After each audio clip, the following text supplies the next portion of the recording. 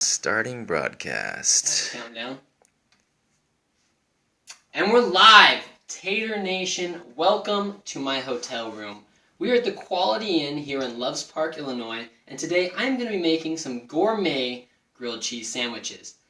Now, the Spud Studs and Larry, right there, we travel a lot on the road, and so we're constantly in and out of hotels. Not only is this disruptive lifestyle hard to find a rhythm to, but it can be frustrating that you're not in control of your own diet and you aren't able to cook. So we found a little hack online that allows you to get around that, make one of those classics from your childhood right here in the hotel room using nothing but a simple iron. Now, before we start, I'd like to point out a few things just like to think about for preparation-wise. One, you'll notice I'm wearing no shoes. I completely encourage you to be comfortable in your kitchen. This is your world. This is your domain. Don't think you have to dress up for this, okay? You can even wear a dirty shirt. You can even wear a dirty shirt. Yes, that was great point, Larry. What I was also going to say is I hope you don't see, or you might see, irony in the fact that I'm wearing a wrinkled shirt while cooking with a clothes iron. Don't let it get to you. Like I said, it's about being comfortable. We didn't have time for that, okay? We're focused on making a high-quality grilled cheese sandwich. Also, if you got long, flowing, beautiful, luscious hair like me, you might want to pull it back if you're cooking for others. It's a polite thing to do. However, as far as washing hands goes, I chose not to. DTO George asks, with hummus? Question mark? Oh, with hummus. George, great question. You know, I didn't have hummus in the mix today. That is a special recipe just for you, my friend. So that'll be coming in the mail with your grilled cheese sandwich later on. Keep an eye out for it. Alright, so let's talk about ingredients. Now, you'll see online there are a lot of other hotel grilled cheese sandwiches out there. But the thing about it is they're all, like, pretty cheap, in my opinion. My professional opinion. Take it for what it's worth. But they're using, like, the bare minimum ingredients. They're using American cheese. Like, guys, it's grilled cheese sandwich. Let's do it right, okay? So, for you guys, we just got out of Wisconsin. I got 4 different types of cheese. We got provolone, some mild cheddar, pepper jack, and Gruyere. We also have some fresh organic basil leaves, thinly sliced tomato or tomato, depending on where you're from. Some very nice butter, which I tried to heat it up in the microwave. Apparently 5 seconds is too much. Just melted all over the place. Just a word of warning. And then, of course, because this is the Big Idaho Potato Tour, we had to have a potato element, so we were using Pennsylvania Dutch potato bread. Couldn't find any Idaho potato bread, so it'll do. So, let's get started. You're also going to need some tin foil and, of course, your iron. Now, while you're preparing everything, you're going to want to turn your iron on to the highest setting, which apparently is cotton and or linen. Let's see if the steam mechanism works. Yep, yes, seems to be working. It works fine. I don't think we need that. Another thing to know is that I have actually never done this before, which is kind of the exciting part. We're going to figure this out together. This could be a complete and total bust. So, let's get started. We're going to take our 2 pieces of bread here and our butter knife. And we're going to apply a nice even coat. Adam, I'm going to ask you to get up. Adam is our wonderful cameraman today. Larry is just an observer in the room. He will also be sampling these sandwiches after I get done, so we're making them extra special for him. Now, I also saw a lot of people just throwing butter on there. I'm kind of a stickler. I want an even spread. I want an even golden brown across the bread here. So, spread it out. Take some pride in your work. After you get the butter on, you're going to throw it over. Now, this is all just detail. I am going to put the basil on the bread side.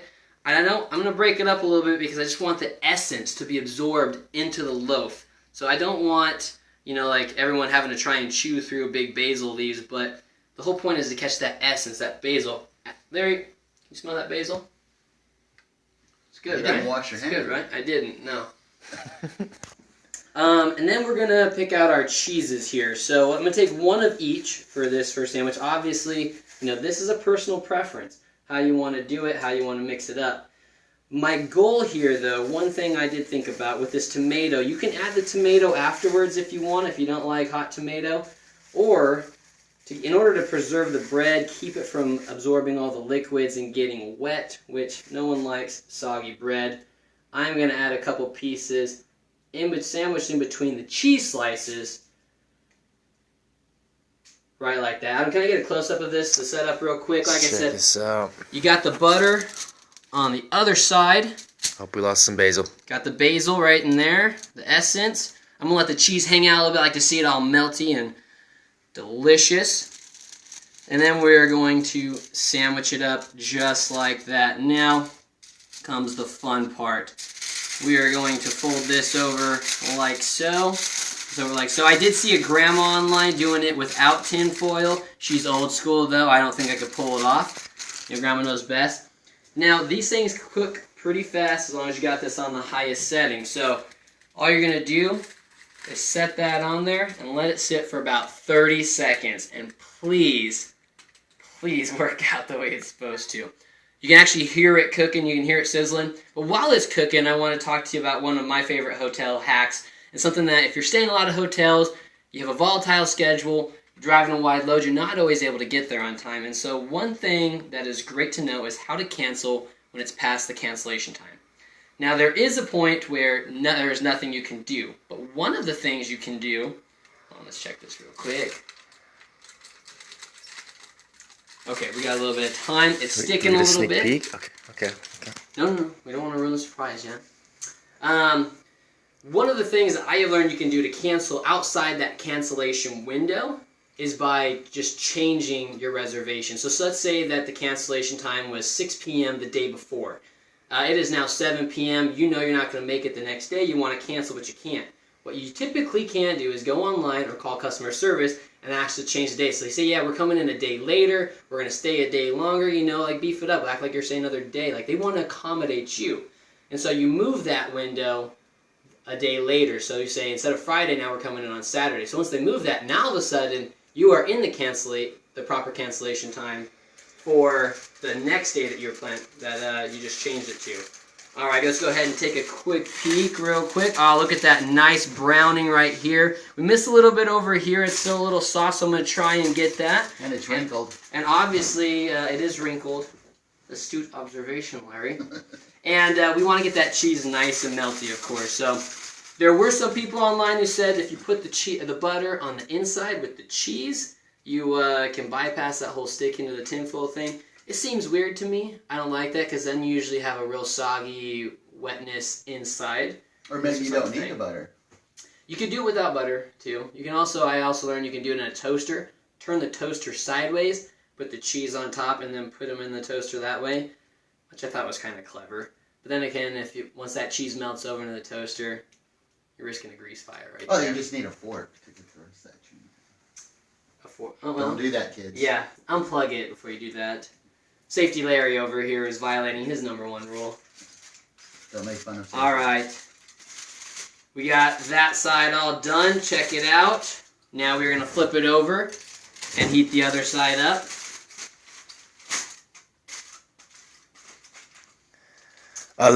Herrick says, "Nuh-uh, you don't really do that?" ? Lyric, do what?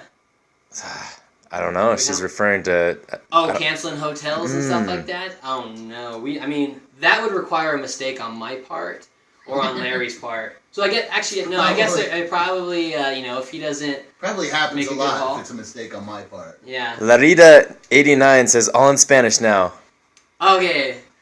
Ahora voy a decir que estoy haciendo en español. No, I'm not going to do that because the amount of mental capacity I have and while I'm doing something new would be very difficult. But I will try to speak slower. That'd be better, Larita?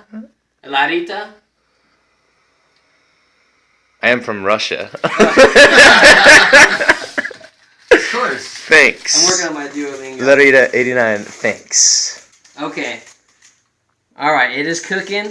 I'm not counting, so this isn't an exact science, guys, okay? So stay off my back.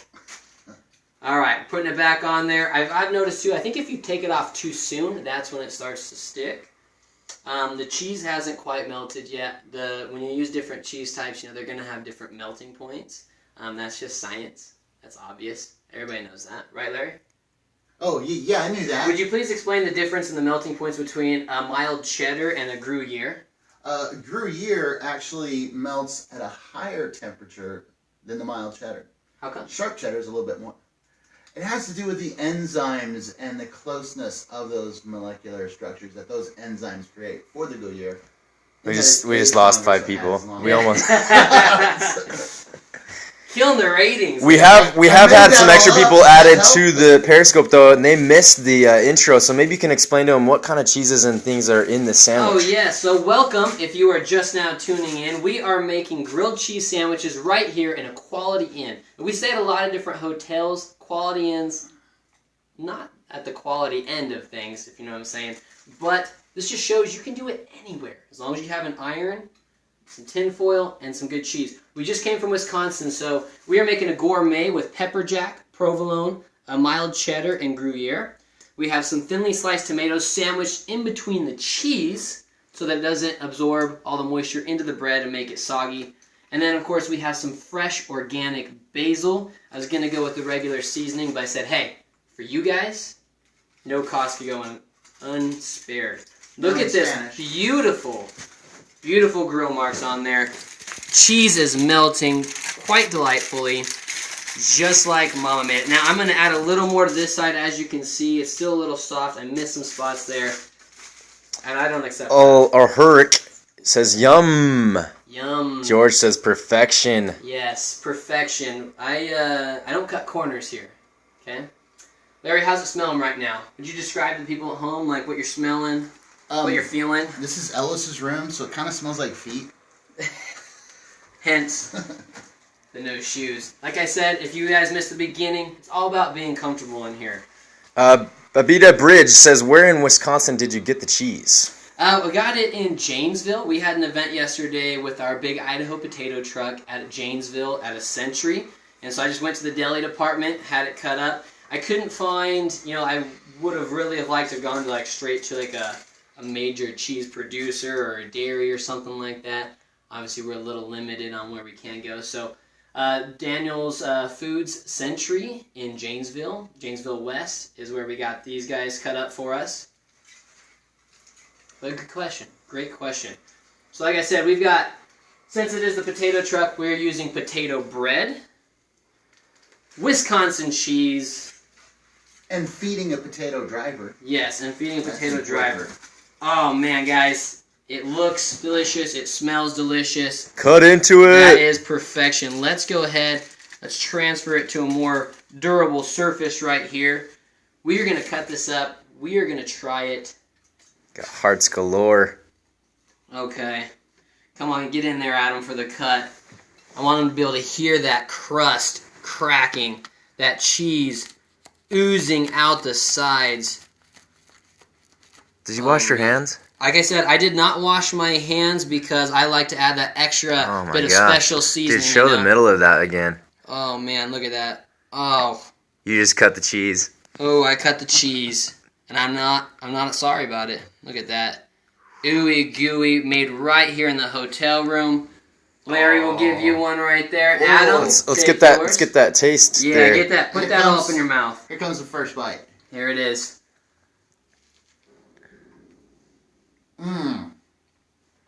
That is excellent ironed cheese. And you know it's true if he's saying it, because believe me, he wanted to say something bad about it, and he couldn't. He couldn't even say it. How's the cheese combo? Is that a good combination of the cheeses? Do they blend together well? It is excellent. Having all those different flavors of cheese. Can you taste that basil? The basil, yeah. The basil turned out really well like that. Definitely do your basil natural and break it up like you did.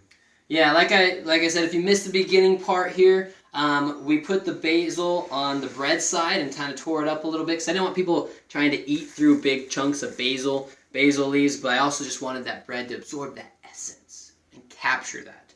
But then also we took the tomatoes so that it wouldn't absorb the moisture into the bread and sandwiched it between the cheese slices to kind of encapsulate that moisture and hold it in there so it just bursts into your mouth. Did you try it yet? I have not tried it yet. but I will. How's that tomato too? Nice in there, nice and deep. Like here we go. Oh. Mmm. Some nice tomato on the lip. That looks awesome.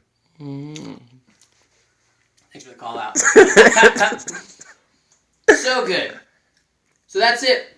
This is the first of many things that we might try and cook here in the hotel room. Grilled cheese is something you can find. Apparently, it's from a movie or something like that, but it's a great option if you're on the road a lot, if you're in a hotel room, you got some kids, it's a fun way to prepare a meal. And, yeah, that's one of our hotel hacks. It's my first time doing it. If I can do it, you can too. Any more questions before we sign out today? Well, George says, thank you. You should be on TV. Do you want to tell him a little bit about that, maybe? No, I really should be on TV. I do host the Fireball Run, George. That's a great question. So, if you liked this, then feel free to check that out. It's going to be airing internationally, and it's kind of an adventure travel series. I appreciate the heads up. Now, me personally, I think, obviously being here in front of the iron, and if I was watching without the camera, I'd like a tour before we left. Would you mind maybe? Yeah, why not? I cleaned up a little bit for you guys. Obviously, I'm not a pig. This is the kitchen. This is my nightstand. This is where I sleep and contemplate things. Yep. This is the desk over here. This is where all the tracks I mix, throw down. It's the entertainment center. We got the refrigerator. Little bathroom. This one's got a nice little kitchen sink outside the bathroom, which can be handy if you got more than one person in here. But the best part is right through here. Someone just asked, you make music? No, nothing you'd want to hear. It was more metaphorical than anything. That's the bathroom. Luckily, I flushed. And then, this is my spare bedroom, my romp room. This is where Adam lives as well. We got connecting bedrooms, which is always a lot of fun. Sometimes we'll build forts that connect both of our rooms and tunnels, and we'll sneak in the middle of the night and tackle each other with tickle fights and stuff. I'm just kidding. Potatoes! So yeah, this is the Quality Inn in Loves Park, Illinois. That's Larry Bear, our driver. If you don't know... See, I don't have a big stomach. If you don't know, we are the Tater Team. We travel around with the Big Idaho Potato Truck. Look it up online. We are going to Chicago, Indianapolis, Connecticut, and then we are actually putting a 12,000-pound potato on a semi-truck on a barge, floating around the Statue of Liberty in New York in 2 weeks. So be sure to check us out. Jet skis. Yes, with jet skis. We will be capturing and broadcasting live again. So be sure to follow us and wait for more hotel cooking tips. So. And next week, Adam is going to do another Periscope where he cooks with the iron in the hotel room spaghetti. Yeah, he's actually going to show you as well. You can actually use these as like a shape instead of shaving. Alternative shaving. He's going to get rid of all the hair. We just lost everybody again. Every time you start talking, everybody leaves. Like, oh, never mind. So definitely keep in touch. Big Idaho Potato on Facebook, on Twitter, Instagram, and any last questions, guys, before we leave? Nothing? No? All right. Thank you, guys. How did you make it? So funny you ask. You guys are awesome. I don't know how to turn it off. That's a great question.